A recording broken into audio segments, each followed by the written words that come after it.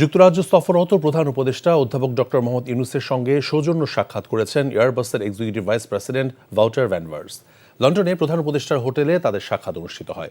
প্রধান উপদেষ্টার press wing জানিয়েছে, সাক্ষাতে উভয় পক্ষ বিমান প্রযুক্তি এবং সম্ভাব্য বিনিয়োগ সহ পারস্পরিক আগ্রহের বিষয়ে আলোচনা করেছে।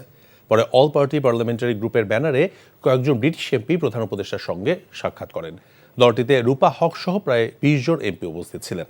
এর আগে মঙ্গলবার ৪ দিনের সরকারি সফরে স্থানীয় সময় সকালে এমিরেটস এয়ারলাইন্সের একটি ফ্লাইটে লন্ডন পৌঁছান প্রধান উপদেষ্টা।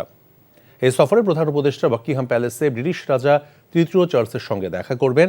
এ সময় তিনি রাজা চার্লসের হাত থেকে কিং চার্লস হারমোনি অ্যাওয়ার্ড গ্রহণ করবেন।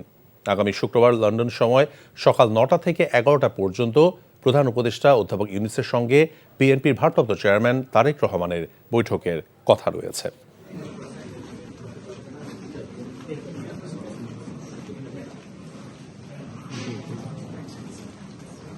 তারেক রহমানের সাথে বৈঠক হচ্ছে ১৩ তারিখ সকালে।